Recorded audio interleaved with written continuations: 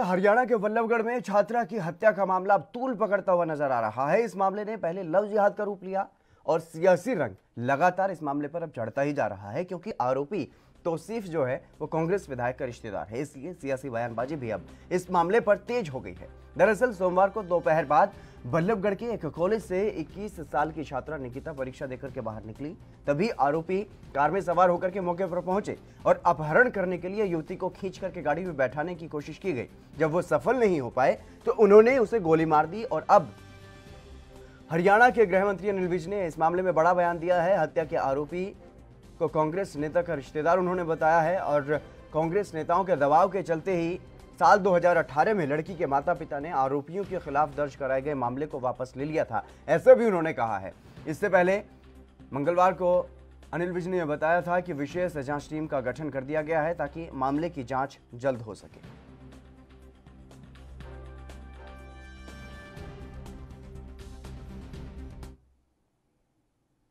विनीत कपूर हमारे विशेष संवाददाता इस खबर पर हमारे साथ जुड़ गए हैं अधिक जानकारी के साथ। विनीत, क्या कुछ जानकारी है फिलहाल, किस तरीके की सियासी बयानबाजी जो है वो इस मामले में की जा रही है? देखिए, सीधे तौर पर हितेंद्र, अगर बात करें इस पूरे मामले की, तो जिस तरह से बल्लभगढ़ के अंदर एक युवती को सरेआम गोली मार दी जाती है और उसके बाद ये पूरा का पूरा मसला जो है लव जिहाद का निकलकर सामने आता है। जिस तरह से पहले भी 2018 में इस युवती को अगवा करने की कोशिश जो है तौफीक नामक इस अपराधी की तरफ से की गई थी। हालांकि सीधे तौर पर अब कहीं ना कहीं राजनीतिक रुख भी ये पूरा का पूरा मामला लेता हुआ नजर आ रहा है, क्योंकि तौफीक की बताया जा रहा है कांग्रेस के विधायक आफ्ताब अहमद के साथ रिश्तेदारी। आफ्ताब अहमद कांग्रेस सरकार के समय प्रदेश के मंत्री भी रहे हैं और अब कहीं ना कहीं विधायक है, मौजूदा विधायक है। और 2018 में भी ये कहा जा रहा था कि जब इस युवती को अगवा करने की कोशिश की गई थी तो उस समय कांग्रेस के दबाव में परिवार था, जिस वजह से उन्होंने एफआईआर जो है वो वापस ले ली थी। तो ऐसे में ही कांग्रेस जो है वो इस तरह से दबाव डाल रही थी परिवार के ऊपर। क्या आफ्ताब अहमद की इस मामले में भूमिका है? क्योंकि राजनीतिक बयानबाजी के बाद कहीं ना कहीं आफ्ताब अहमद के इस्तीफे की मांग भी उठनी शुरू हो चुकी है कि कांग्रेस पार्टी जो है आफ्ताब अहमद का इस्तीफा दिलवाए। दूसरी तरफ अगर हम बीजेपी नेताओं की बात करें तो लगातार बीजेपी नेता जो हैं वो ये मानते हुए नजर आ रहे हैं, ये बात कहते हुए नजर आ रहे हैं कि पूरे हिंदुस्तान के अंदर लव जिहाद जो है वो एक बड़ी चुनौती बना हुआ है। हालांकि वो ये भी कहते नजर आ रहे हैं कि हिंदू ताकतें जो हैं वो लगातार इस तरह के षड्यंत्रकारियों से लड़ने का प्रयास कर रही हैं, लेकिन ये एक अंतर्राष्ट्रीय साजिश है और कहीं ना कहीं इससे सख्ती से निपटने की ज़रूरत है ताकि और कोई निकिता जो है वो इस तरह कहीं ना कहीं मौत का ग्रास ना बन सके। तो ऐसे में एक बड़ा मसला है और ये भी रामविलास शर्मा जो कि बीजेपी के नेता हैं वो ये तक कहते हुए नजर आए हैं कि आने वाले दिनों में फरीदाबाद की बात करें या फिर बात करें गुरुग्राम की, यहाँ पर हिंदू संगठनों की एक बड़ी बैठक हो सकती है जिसमें मुख्यमंत्री को भी आमंत्रित किया गया है कि इस मसले के ऊपर गंभीरता से चर्चा की जाए। क्योंकि रामविलास शर्मा ये कहते हुए नजर आए कि मेवात एक ऐसा एरिया है जहाँ पर लव जिहाद बड़ी संख्या में देखने को मिलता है और वहाँ के जो हिंदू परिवार हैं वो लगातार लव जिहाद से संघर्ष करते हुए नजर आ रहे हैं। जी बिल्कुल, जिस तरीके से जो तमाम राजनेता हैं भारतीय जनता पार्टी की अगर बात की जाए या फिर हिंदू संगठनों की बात की जाए वो इस मामले को लव जिहाद से जोड़ करके देख रहे हैं, तो क्या ऐसे मामले में सिर्फ एसआईटी बना देने से काम चलेगा या फिर बड़े स्तर पर इसकी जांच करवाई जाएगी? देखिए, एसआईटी में भी कई बड़े अधिकारी जो हैं उनको शामिल किया गया है। एसआईटी जो है वो कल बल्लभगढ़ पहुंची थी, वहां पर उन्होंने निकिता के परिवार के बयान जो है वो लेने का काम किया है, पूरी जानकारी हासिल किया कि आखिर क्या ये पूरा माजरा था, क्या वाकई में ही निकिता को पहले भी अगवा करने की कोशिश की गई थी।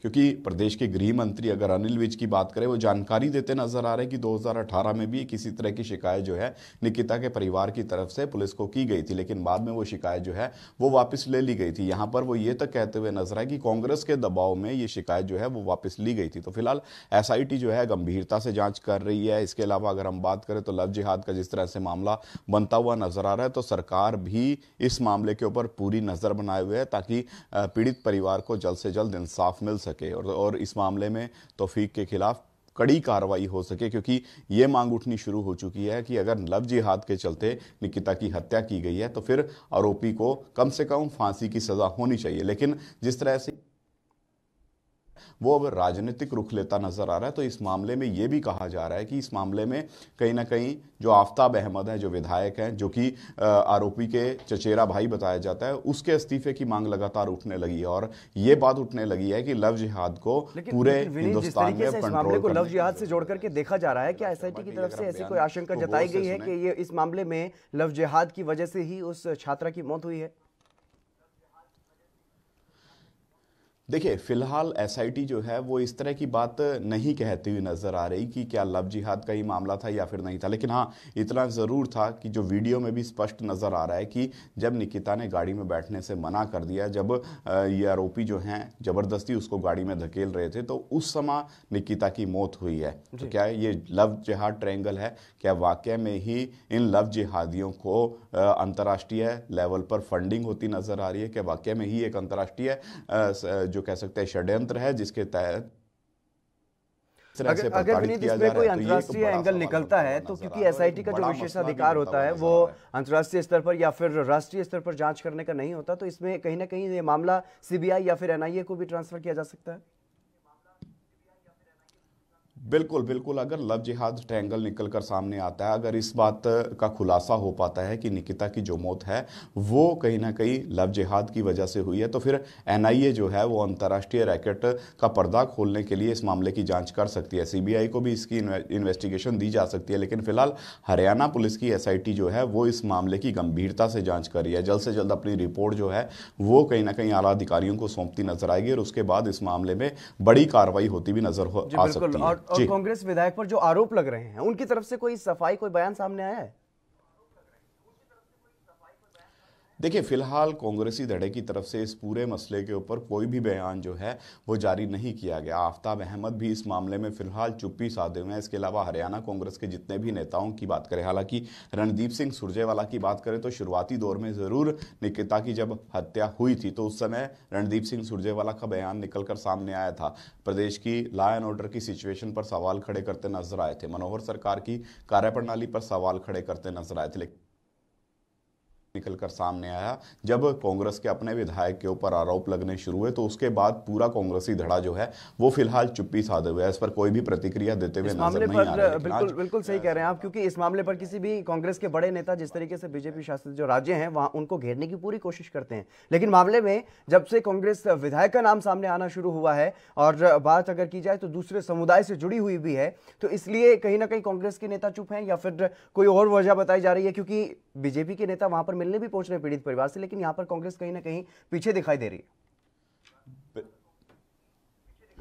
देखिए, फिलहाल अगर हम बात करें तो जिस तरह से कांग्रेसी धड़े की फिलहाल जो चुप्पी निकलकर सामने आई है, तो हो सकता है कि जो नए ट्रायंगल इस मामले में निकलकर सामने आए, जो नए नए खुलासे अब इस मामले में हो रहे हैं, इसी वजह से जो कांग्रेस है वो भी तथ्य जुटाने का काम करे, क्योंकि उनके विधायक के ऊपर आरोप लग रहा है, उनकी पार्टी पर आरोप लग रहा है कि 2018 में पूरी की पूरी पार्टी ने कहीं ना कहीं परिवार को दबाव में लिया हुआ था। तो ऐसे में तथ्य जुटाने का काम किया जाएगा, ये बताने का काम किया जाएगा कि आखिर इसमें विधायक की क्या इन्वॉल्वमेंट है, पार्टी की क्या इन्वॉल्वमेंट और क्या दबाव बनाया गया था। क्योंकि लगातार अब कांग्रेस पार्टी पर भी जो बीजेपी है वो निशाना साधती हुई नजर आ रही है और बड़ौदा के उपचुनाव नजदीक हैं, तो ऐसे में ये मसला जो है बड़ौदा उपचुनाव में बीजेपी को लाभ भी दे सकता है और कांग्रेस को एक बड़ा नुकसान भी झेलना पड़ सकता है। इस वजह से फिलहाल चुप्पी कांग्रेस की है, लेकिन आज देखने वाली बात रहेगी कि क्या कोई नेता तथ्यों के साथ इस मसले पर बातचीत करने को तैयार हो पाता है या फिर नहीं। जी बिल्कुल, तमाम जानकारी देने के लिए विनीत बहुत बहुत शुक्रिया आपका। तो ये मामला अब कहीं ना कहीं जो है तूल पकड़ता हुआ नजर आ रहा है। देश दुनिया की खबरों के लिए एएनबी न्यूज को सब्सक्राइब करें और बेल आइकन दबाएं।